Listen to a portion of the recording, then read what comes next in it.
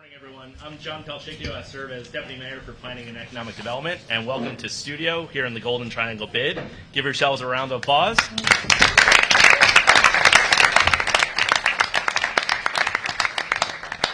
So we're here at a table, a round table at a place called Studio at 19th and I Street, and we're actually here in front of a live studio audience as well. So let's give that studio audience a hand too. And Mayor Bowser, as you said, the reason we're doing this as a roundtable is because this plan actually incorporates the input of over 1,000 stakeholders. So the people around the table today represent those voices that were heard throughout this planning process that happened over the course of 2022. And what we're going to do to get us started is go around just so folks can quickly introduce themselves, and then we'll get right into it. And we'll start with Councilmember McDuffie and go around the table in that direction. Thank you. Thank you, John, and thank you, Mayor Bowser, for assembling this today. I think this is great. I'm glad to be a part of it. My name is Kenya McDuffie. I'm at-large council member, and I also represent the District of Columbia Council as a chair of the Council's Committee on Economic Development and Business. Good morning, everybody. My name is Brooke Pinto. I'm the Ward 2 council member. Welcome to Ward 2. We're thrilled this event is happening here, and really looking forward to being part of today's discussion and having a shared collaborative effort onto all of our shared goals of reinventing and bringing back our downtown. Hello, everybody. I'm Matt Fruman. I'm the new Ward 3 council member, fresh off the boat and looking forward to learning and getting behind and helping to support this important effort to strengthen our economy. Good morning, everybody. My name is Jaron Price, and I serve as President and CEO of the Downtown DC Business Improvement District. Good morning, everyone. My name is Babatunde Oloyede. I'm the President and CEO of Marshall Heights Community Development Organization. Pleasure to be here, and just wanted to say that we've supported every mayor since home rule, so we're looking forward to supporting Mayor Bowser. Good morning, everyone. My name is Anna Smith, and I serve as the Executive Director of the DC Workforce Investment Council. Good morning, everyone. My name is Rahma Bright. I'm the founder and CEO of Yaleen Beauty, which is building the first commercial beauty manufacturing space in our entire country. And we're strategically placing it in Ward 7 so that we can support Black and brown founders in the beauty industry. Thank you for having me. Good morning, everyone. I'm Christina Grant. I'm the State Superintendent of Education for Washington, D.C. Good morning, everyone. I am Oswaldo Acosta, the CEO of City First Enterprises. We are a close partner to the city. Among other things, we have been managing the grants, the Small Business Bridge Grants, the Commercial Property Acquisition Fund, and the Housing Support Grant. And I'm proud to be here. Thank you.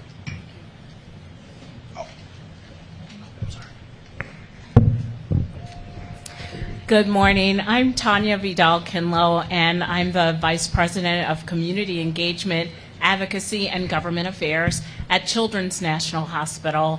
And I also serve as the new chair of the board of the District of Columbia Chamber of Commerce, and very excited about the work that we're going to get to do with each other today and the rest of the year. Hi, I'm Christina Noel. I'm the Executive Director of the Anacostia Business Improvement District, and I'm very honored to be here. Thank you so much for allowing me to participate.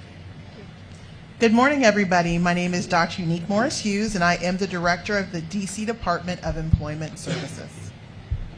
Great. So then good morning, everyone. I'm John Ackerley, the co-founder and CEO of Virtue Corporation, which is a data privacy and a cybersecurity company.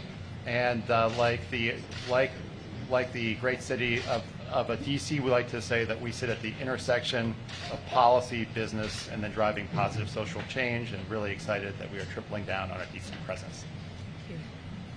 Good morning. I am Sharon Carney. I serve as Chief of Staff in the Office of the Deputy Mayor for Planning and Economic Development.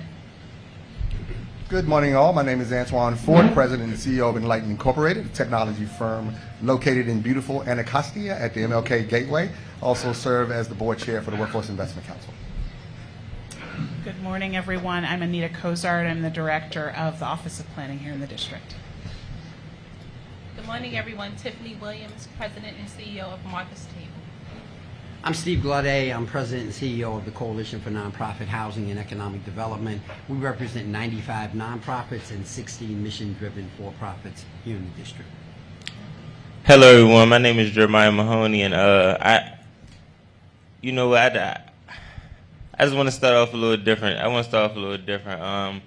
Usually, people come on and they introduce themselves and they say who they are, like I am this, I am that. You know, they speak of all the great things that they've done and all the contributions that they have made. But me, I'm not afraid to say who I was, and I want to speak on who I was.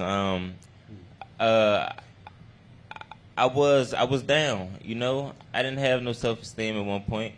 I was misguided. I was led astray. You know, I was run amok, and I had no confidence at one point. You know, and that's just the truth. And I'm not afraid to sit up here in front of all you guys and now say that, you know, I am confident. You know, I am that leader in the community that I know I could be. You know, I am here to stop the violence.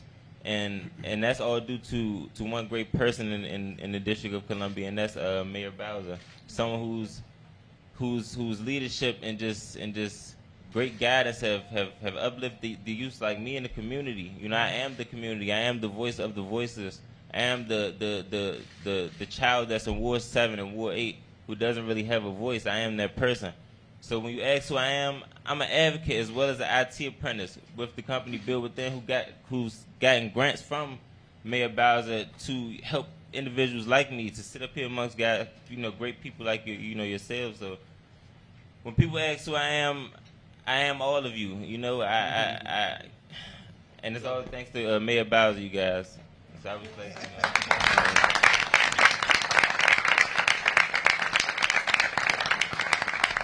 Well, I want to thank you for those kind remarks, Jeremiah, but we all around this table know that we are here to help, but you are the change in your life that brought you to this table. So let's give Jeremiah a big round of applause. And I want to thank you all for being here as well, and my team who we're going to hear from throughout this morning. I want to recognize and thank the council members for being here as well. And it's really my honor to present to you today our 5-year economic development strategy. And it is indeed the plan for the district's comeback. You have heard me talk a lot about how important this next 5 years is in the district, how we will transform parts of our city and stay focused on our values, the values that have transformed Washington, D.C., and will bring it back. We're right here in beautiful Penn West, and we are in the Penn West Equity and Innovation District. And this is where we will be leveraging existing economies and infrastructure to spur ideas for growth, development, and growth and development that is inclusive. We have provided already a $2 million grant, and we're partnering with the Golden Triangle bid. Let's hear it for the bid here in Golden Triangle. As well as George Washington University. So let me just say on the next slide what you'll find. We are talking about what we want for our city. We want it, of course, to be a city where everybody can live, all races, backgrounds, beliefs, and giving everyone a chance to achieve their full potential.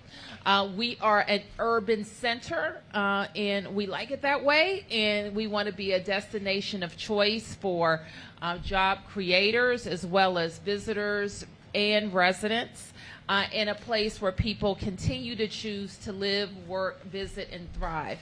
Even more people.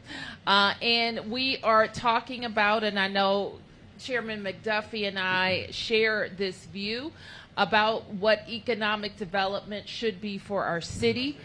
It is about improving our well-being, and that's everybody, the residents, of course, and generating the tax revenue that it takes to support our programs and services. You may have heard me talk this week about how important it is that we have a robust tax revenue base, because it is that base that has allowed us to have world-class investments in our schools, gold standard in social programs, in transportation, and amenities that have led to the renaissance of Washington, D.C. So this economic strategy is a tool for setting goals and priorities, and it is an action plan. So in this strategy, we will set out 6 bold goals to achieve, and they're not just to talk about, they're to achieve these goals in the next 5 years. So let's talk about what they are. We will make, first of all, key investments in our businesses, in opportunity-rich neighborhoods, and in the people of the District of Columbia. Our first goal will be to add 35,000 new jobs in high-growth target sectors.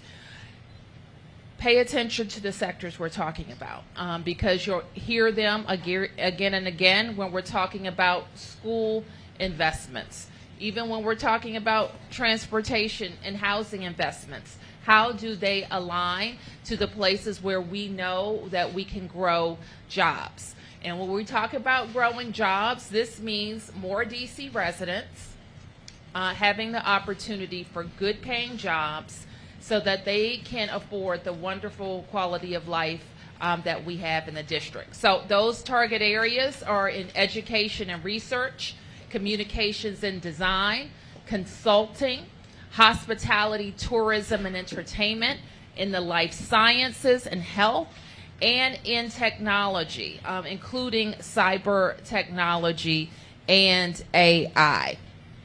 Our second goal is to increase the number of minority-owned businesses in the district to 33% of all employer businesses. Right now, about 27% of our businesses are minority-owned, and we know when we include that number, we also will include the amount of dollars that circulate in the city and the number of DC residents hired by those employers. So between 2017 and 2019, the number of minority-owned employers grew from 3.6% annually. And so reestablishing this rate of growth alone could put us on track to hit our goal by 2028. Our third goal is broken down into 3 separate goals. The broad goal is to eliminate amenity gaps across all neighborhoods in the city. I frequently say that DC is more affordable when every neighborhood has the amenities that people expect. Great grocery stores, a great school, great park, great transportation, and they are safe. And so we are specifically focusing in this plan on 2 areas, and that's closing the gap in broadband internet access and closing the gap in food access. And the first part of the goal is to ensure that every resident in Ward 7 and 8 lives within 1 mile of a grocery store. Last year, we celebrated the opening of Lidl, which you can see pictured there, one of my favorite pictures. And that's at, of course, Skyland in Ward 7. We estimate that reaching this goal will require us to add 2 or 3 additional grocery stores. The second part of the goal involves ensuring that all DC residents have equitable access to affordable high-speed internet. And we know that the internet is more than, whatever the new social media app is, but it increasingly connects people to health services, mental health services included, to jobs and job training, and to the world. And so this divide in access was made very clear as we responded to the pandemic. We also know that most people have access to a smartphone or internet-enabled device. An additional focus on how people, whatever their device, can have access to affordable internet is important. So we must, of course, continue to work on our focus over the last 8 years on access to affordable housing. And we will do exactly that. And I know I can count on the members of the council to be right there with us. And part of that means reaching our citywide goals laid out in the Housing Equity Report that we issued in 2019. In places where affordable housing is already concentrated, we of course have to add more resources. I was proud that we were the first in the nation to have a planning area, a neighborhood by neighborhood goal for affordable housing. And we've been very transparent about how we're getting there and what we need to hit our goals in all of the areas. Our next goal, the fourth goal, I announced in my inaugural address, and that affects the downtown specifically, and that is to add 15,000 residents and 7 million square feet of residential units and residential opportunities in the next 5 years. And so one of the lessons we learned during the pandemic is that mixed-use communities are more resilient in the face of adversity. And right now, the downtown is very, very heavy in commercial. 92% of the property in the downtown is commercial and only 8% is residential. And we know we need a better balance. So let's be clear, however, the downtown is the economic engine of our city, and our city will rely on our ability to find new ways to use these spaces, to fill these spaces, and to bring people back to a 24/7 economy. You heard me, 24/7. Heard it here first. And growing our downtown will help us reach a new citywide population goal of 725,000. We all recognized and were concerned about a dip in population during the pandemic where people went, I don't know where they all went, but I can tell you what, they're coming back. Already, they're coming back. The last census update showed that we had 3,000 residents, newer residents, and our schools population data is the largest since we started recording it again in 2007. So we know that our families are coming back as well. And growing the population will require a focus on a particular age group in the 20 to 34, which accounted for a substantial part of our out-migration in the last few years. So our young people ages 20 to 34 is very important. So reversing those trends and keeping people in D.C. Has to be our focus. You heard me talk about making sure that we had investments for families and middle-income people who we know choose to live a lot of different places, and we want them to always choose Washington. And finally, our sixth goal is to increase economic prosperity in Black residents in D.C. by $25,000. There is, and we talk a lot about the wealth gap, but there is also obviously an income gap between white families and Black families.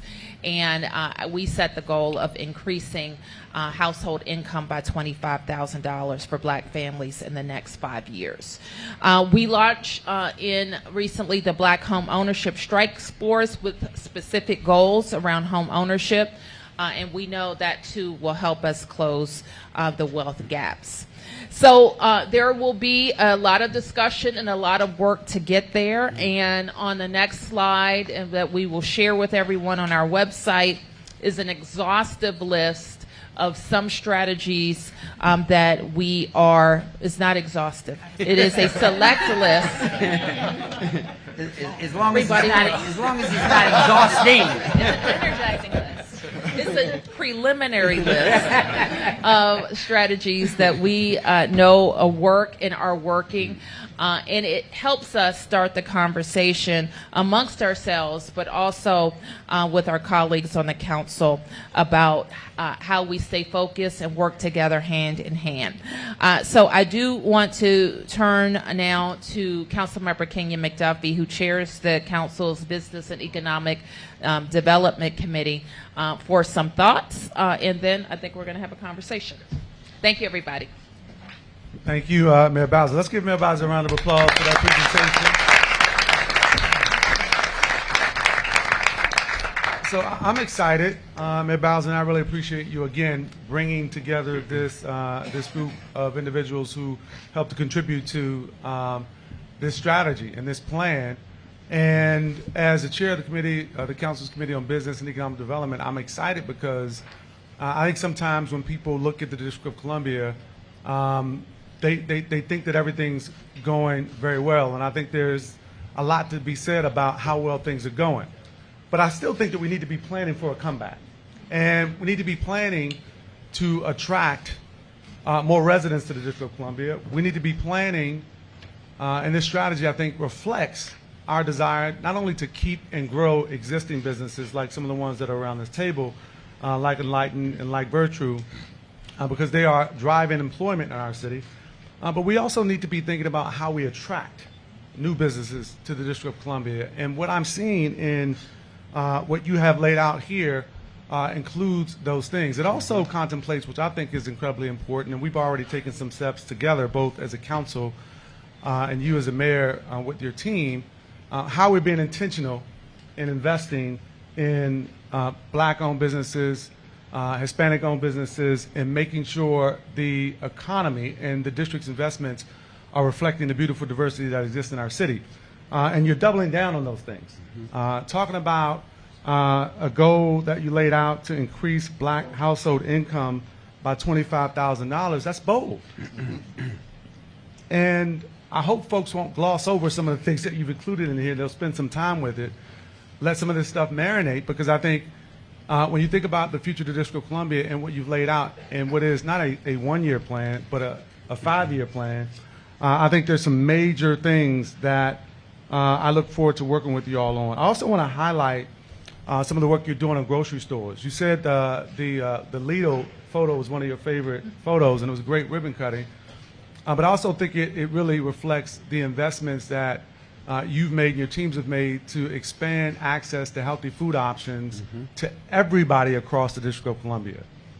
And that's incredibly important as well. And so there's lots of things that can be highlighted in here. I look forward to working with my colleagues at the council. As you mentioned, we have both Ward 2 Councilmember Brooke Pinto, where her ward encompasses our central business district, and she has a large concentration of businesses. We also have been joined by Ward 3 Councilmember Matt Fruman, and my friend and my neighbor in Ward 5, at-large Councilmember Anita Bonds. And so as a council member, I want to just say I appreciate you and your team's work to put this together. Obviously, I'm going to spend a little bit more time with it, going through it.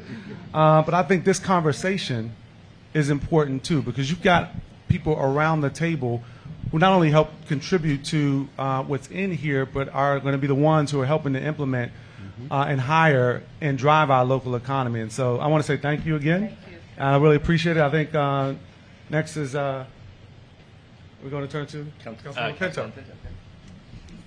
All right. Well, thank you so much, Councilmember McDuffie, and thank you, Mayor Bowser, for this very exciting presentation. I think it really speaks volumes. I think you said 1,000 different participants were involved in thinking about what comes next, and I think that diversity of perspectives is really important as we think about a sustained recovery and investment. I'll just add, I think it's also important that we at this table and those in DC who are watching speak with one voice to folks and industries outside of DC, that we are open for business and that we are excited to have you come here and employ DC residents and open up offices in the Central Business District and across the city. And so I'm thrilled that many of us are on the same page with that shared focus. One of the things that was included on this last slide about the larger mission is to make doing business easy in the District of Columbia. And that is really important. The council just passed my bill, the BEST Act, a few weeks ago, and we're looking forward to making sure that gets funded soon to make sure that entrepreneurs in DC have a cost-effective, intuitive process to get their businesses opened, which is really important to make sure we have the best businesses, the best ideas flourishing. Want to speak briefly to your idea about bringing 35,000 new jobs. So 35,000 new jobs.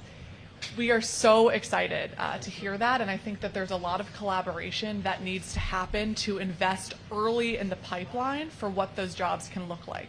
Whether that's making sure that our DC students have the vision, can see what those jobs are for them in these different industries, and have jobs and partnerships with employers waiting for them when they get out of school, when they get out of needed licensure programs. And so looking forward to diving into that piece of the strategy. And lastly, I'll just say, Mayor Bowser mentioned this at the outset of how important it is to have resilient and safe neighborhoods. Safety needs to continue to be one of our top priorities in all of our neighborhoods across the district, to make sure that our residents can thrive, our businesses can thrive, and that people want to locate here, want to do business here, and see a future for themselves and their families in the city. So thank you very much, and I'm really excited for much of this. So, Mayor, we're going to start the conversation with some of our stakeholders around the table. It's going to be a natural, free-flowing conversation that you always have in front of lights, cameras. So with that, I'm going to go to the focus areas. I'm going to cue some folks to speak, but if you have something, let's jump in and let's all be part of this conversation. So the first focus area, Mayor, and just to step back for 1 second, one thing too, and I think Councilmember McDuffie alluded to this, a lot of times people say we did a plan and we had equity as a lens. Well, when you look through the focus areas and the goals, equity is actually the driver of the plan, Mayor. So really want to thank the stakeholders for bringing that to the forefront. So I'm going to turn to Antoine to talk a little bit about his work, what he does, and his decision about where he located his company. Thank you, Deputy Mayor. It's really important, and you see embedded within the goals of this particular program the inequities that are here.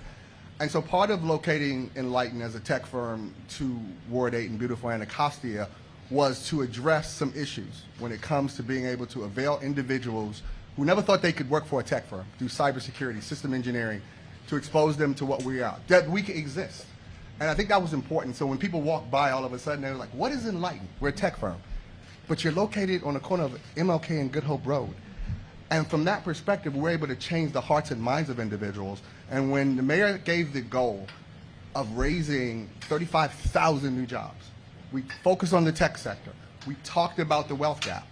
I think when you are conscious about where you locate, you want to be closer to the people because you're bringing to them the hope and the opportunities so that at the end of the day, they're looking at, wow, I can stay home in the neighborhood that I grew up in and see a change coming to that neighborhood.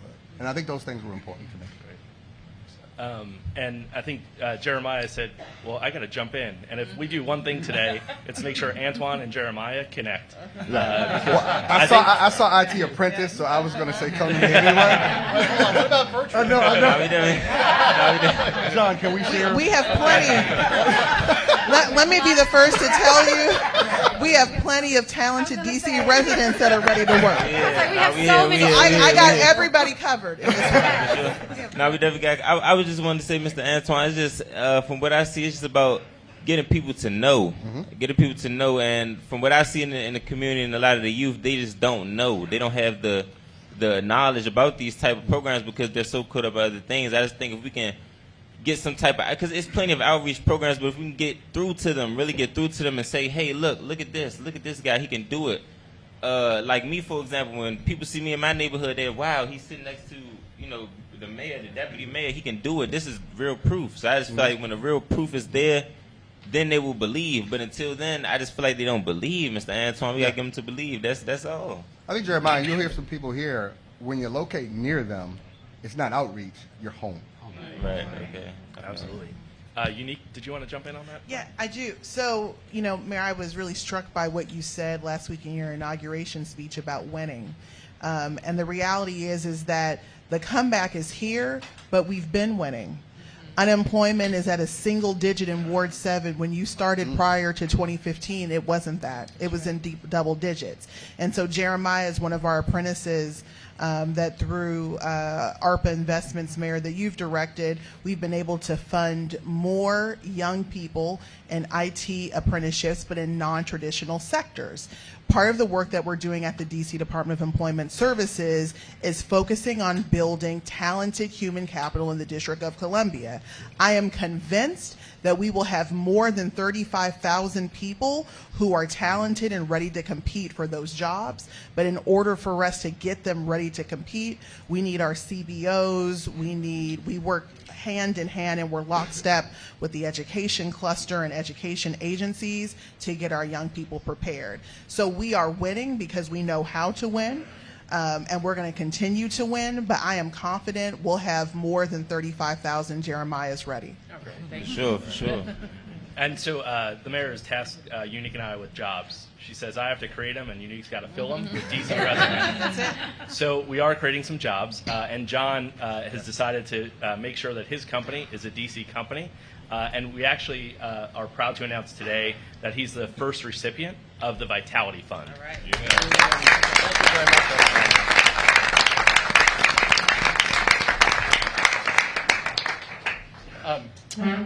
And it is a real honor and it's a real responsibility as well to be the first recipient.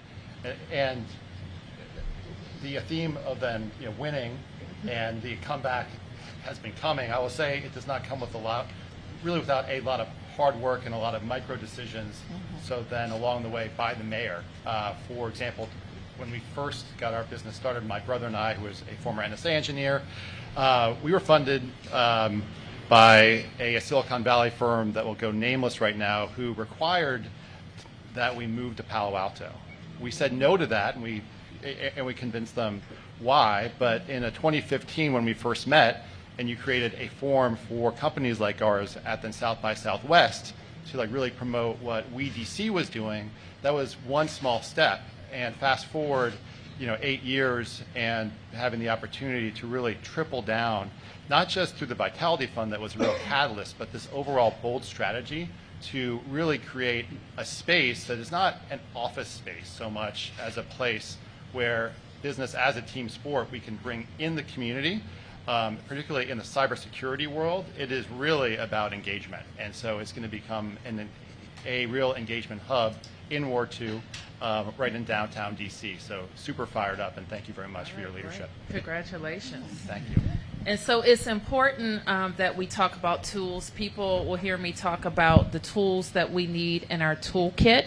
And as much as we like to think sometimes that we're the only place in the world, people and businesses have choices. They can make choices to be a lot of different places. And so what's important is that the wonderful team that we have working with us can sit across the table from an employer and say, listen, I know you're thinking about this place or that place, but this is why DC is where you should be. And this is how we can make it easier for you to make the choice you already want to make. They want to locate here, and they have to sometimes make economic sense or logistical sense. And tools like the Vitality Fund help us do that. So congratulations again. Thank you. Rahma? Thank you, Deputy Mayor. Yeah, I just wanted to hop in because when we're talking about increasing the number of jobs to 35,000 new jobs in the district, one of the things that's really important is to also look at new industries and developing new industries and not just the industries that have been here. And I just want to thank the Mayor's office and the Deputy Mayor's office for investing in local manufacturing, because DC is not known for manufacturing, but there's tremendous opportunity to support new job growth in manufacturing, specifically around beauty, which is an industry that has been growing. It grows at around 5% every year. And one of the things that I read recently in a McKinsey report is that inequality in the beauty industry is a $2.6 billion opportunity. And so that $2.6 billion opportunity also touches on one of the areas of the strategy, which is looking at inequality. It's looking at creating opportunities for Black and brown business owners and Black and brown founders. And so I want to just say a huge thank you to Sabongole and Deputy Mayor Falchicchio for investing in the Yaleen Beauty Makerspace, over $620,000. And we also received funding through the Washington Area Community Investment Fund in partnership with Walmart, $1 million grant to invest in building this facility in Ward 7 that will give opportunity for business owners in the beauty industry who don't have access to manufacturing resources and solutions. And here's the thing, you can't sell what you can't make. And so manufacturing is critical to achieving some of the economic growth that is highlighted in this plan, and I'm really excited to bring something new and put DC on the map for beauty. All right, excellent. John, could I add to that? I think it's really important that Oh yeah, just the mic a little closer. it's really important that the expansion of minority businesses be linked to jobs, particularly for African Americans. If you look at every disparity study that exists, it's the same person at the bottom of it. It doesn't matter whether it's health or housing foreclosure or incarceration or education. And if you look at who gives them their next best opportunity in life, it's minority businesses. So the goal, Ms. Mayor, to increase minority businesses, Black-owned businesses in D.C. is not just a wealth building strategy or an asset development strategy. It's also a career and economic strategy as well. Anna?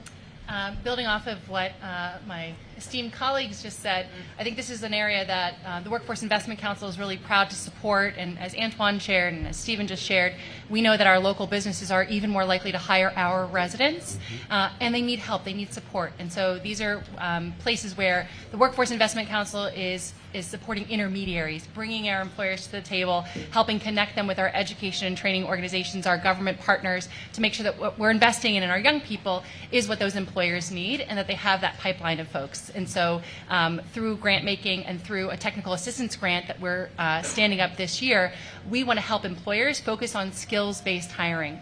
We know our residents have the skills, they have limitless potential, but it's having employers be able to recognize that, cultivate that, and connect with it. And so I think that's an area where ensuring that businesses and people thrive comes into play. Fantastic. Tanya? Thank you, Madam Mayor and John, for having me here today.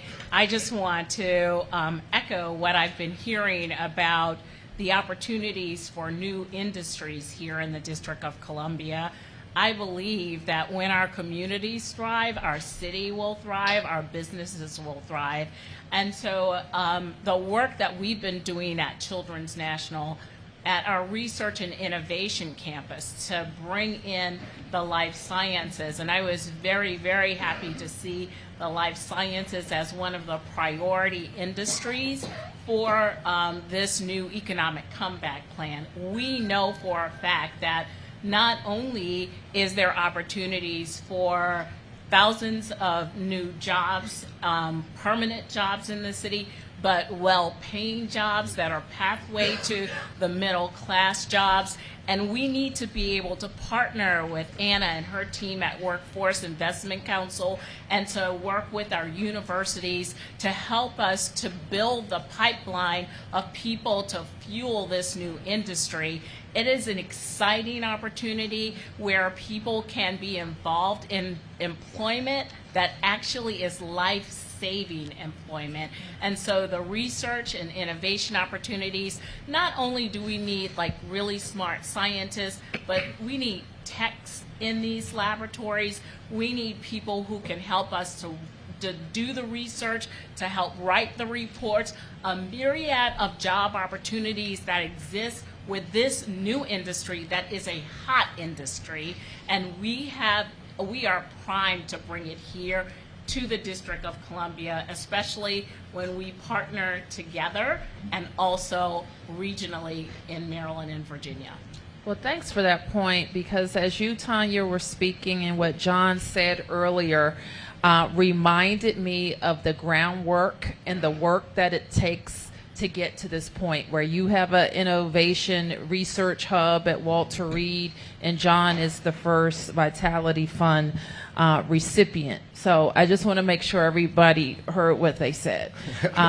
So John evidently met us at South by Southwest, where years ago we made a big bet on South by Southwest having a huge presence to let everybody know that we do tech here. And we have music and fun, and people live here and pay their taxes here. And you don't have to live in Palo Alto. You can live in a great town on the East Coast filled with culture and smart people. So you can, not that they don't have that there, but I'm saying that's what we have, that's what we offer. But that was an economic development strategy and investment that is paying off. But also, in the case of children's locating, your Dr. Newman, visionary about this, participated in an economic mission that we took, the mayor and the council took to Canada to see what was happening there in terms of what J&J is doing, working with partners to incubate research and to bring that to DC. So that was another big investment many, many years ago that is built and is operating in Ward 4. So those are the types of strategies that to get to all of these things, we have to make investments. You've heard the phrase, you got to spend money to make money, or to get money, or investment to create jobs. These jobs are not going to create themselves. All right, so all of us utilizing the strategies that work and others that we haven't tried. I love what Rahama said. The beauty business, my goodness. Like if somebody would pick up my beauty tab, I would be happy. But like the beauty business is, and it is a great opportunity growth area. So please keep people engaged and posted about your work. I know that there are a lot of entrepreneurs in beauty who have put their kids through college, owned homes, and helped other entrepreneurs in the beauty business. And I don't think we have our fair share of it. Like, we don't have our fair share. So what you're doing is going to help us and to help us get there. So thanks for those statements.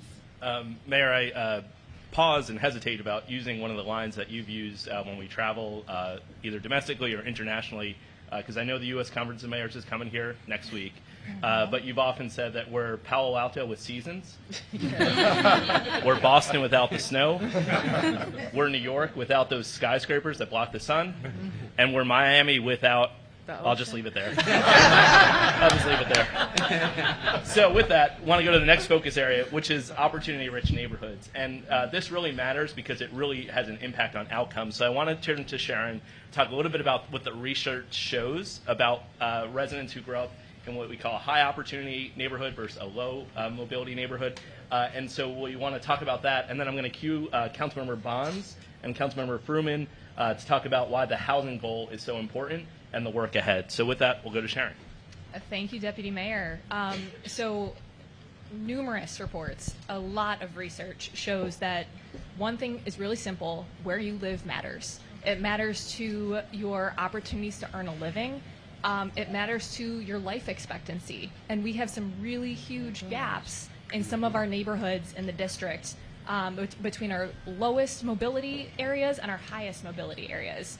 What we really believe in this strategy is that every single opportunity, every single neighborhood in DC needs to be a neighborhood of opportunity. And so one thing that is really, really fundamental to that is housing. We have been pursuing our 12,000 new affordable homes goal by 2025 relentlessly, thanks to your leadership, Mayor Bowser, and the leadership of many members of the council and investing in affordable housing over the last several years. But this is a moment to shift a little bit and really focus on some of those areas where we need to bring additional affordable housing. And I think we have some wonderful partners around the table who can help to make that happen. Councilmember Bonds, you want to talk about the investments in housing that the district has made? Well, as many of you probably know, affordable housing has been one of the biggest goals up until now. And that was, I like to say to the mayor, because I was there with her. Now she's focused on jobs. That's because I'm looking at jobs, and I'm looking at jobs. I like the way you think. I just had to put that in. That's a joke. Come on, you can giggle. But seriously, housing in the District of Columbia, you're exactly right, Sharon. It is about where you live and whether or not you feel you have opportunities. And so it is very important that when we think about housing going forward, that we make sure that you are close to an opportunity for employment. I know we're landlocked. We're a small little area. What is it, 69 square miles? But really and truly, when you talk to individuals, let's say in far southeast, many do not know much about Northwest or downtown. They just don't frequent that area. And so somehow we've got to figure out how do we put the jobs all around. And I love what you said, Mr. Ford, and what you've said, John. I think this is all great because it says to our population that there's a great opportunity to have impact where I live and almost to walk to where I live. Although I might be on my bike or scooter, but I can certainly walk to where I live, and I think that's really great. We have done good things with housing. The mayor probably hasn't tooted her horn much here, but you know, we've done more as a jurisdiction than any other part of the country. And we should, you know, hang our laurels on that, but so much more needs to be done with housing. But you can't have housing if you don't have a job. That's right. And that's why this new initiative is so important. And I think it's going to make a big difference. And Unique, I'm looking forward to us getting together.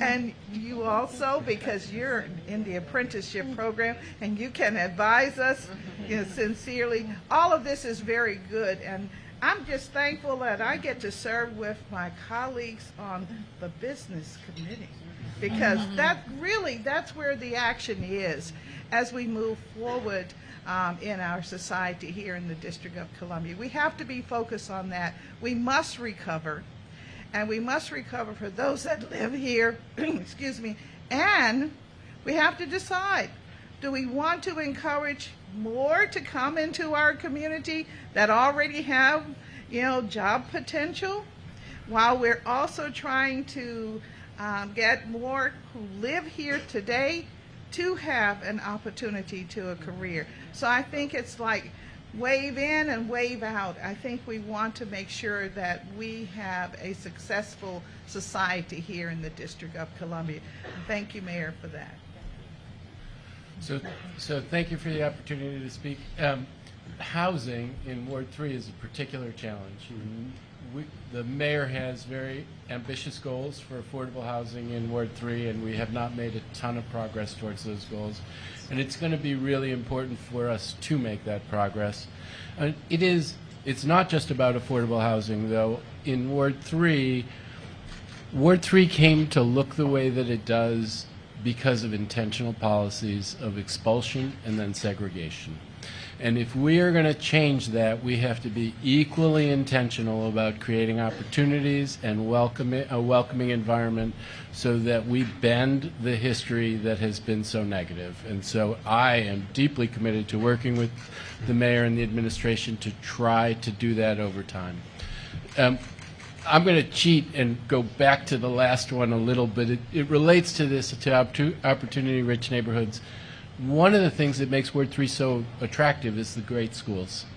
And what is critically important in every part of the city is that we have great matter-of-right schools that people know they can send their children to, that will take their children from pre-K through high school, and they can feel comfortable being where they are. That fits under a number of things. One of those things is that pipeline of talent, teaching the children so that they're in a position to get those jobs. Another is in recruitment of businesses. When businesses look at the city, they want to know that their workers are going to have a place to live where they can raise a family.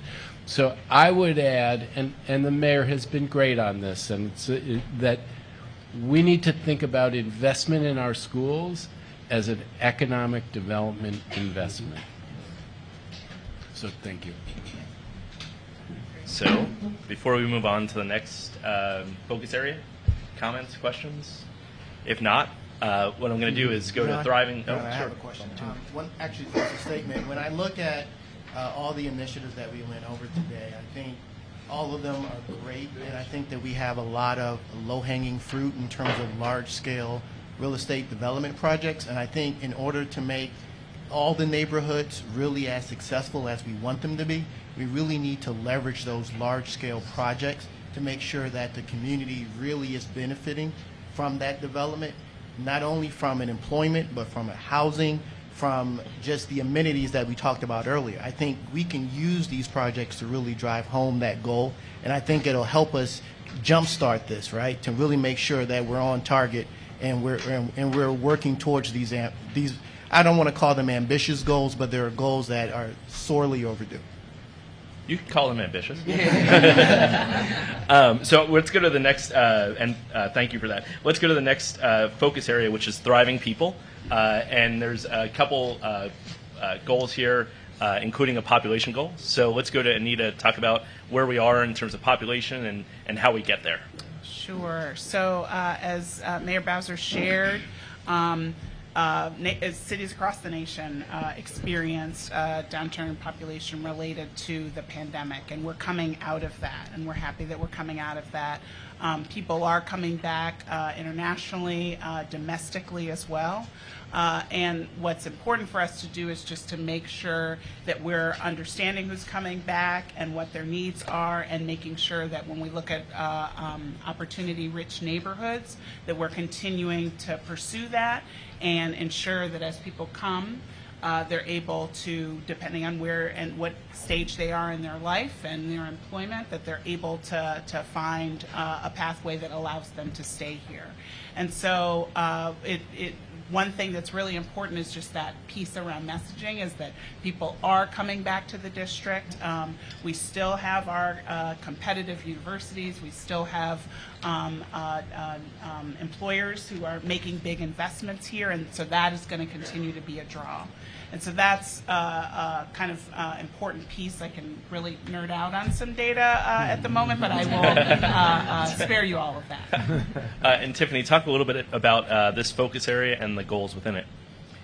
I think for me, thank you, Mayor Bowser and Deputy Mayor, for having me be here. I think for me, what's standing out about this and what's most exciting is not only the opportunity to attract new people to the district, but what I see here is the people who've been here and who've been in this community generationally to be able to take access and opportunity and bring that to their own communities. And I think that's something that's unique about this plan, is that is making sure that the people who've lived in the district generationally are not left behind, that they will be a part of the new prosperity and expanded prosperity that's coming to the district. And so whether that's through the educational opportunities or the business opportunities, I love the idea of the entrepreneurial piece. When I have the opportunity to speak to a lot of young people in Ward 7 and in Ward 8, all of them have entrepreneurial spirits. And so how do we cultivate that in young people so that they see themselves in the future here in D.C.? Fantastic. So we're coming to the close of our program. That just means that the conversation around this table ends, but the work begins. So what we want to do is we want everybody to see the plan. It's at comeback.dc.gov. Very simple, comeback.dc.gov. If you go to that site, you're going to see a plan, and then we have an even extended version which has a lot of the data that we talked about today. So go to that site, comeback.dc.gov, and that's where you can find more information and really a check-in on where we are towards these goals, sort of where we start today, and then how we get to them. So with that, I want to turn it back to Mayor Bowser to close this out. Well, thank you, John, and I want to thank everybody assembled here and the 1,000 people who participate in building this plan over the last year. I want to thank Sharon Carney and her team. I know she's been taking the lead on this at DMPED. And the council members, thank you.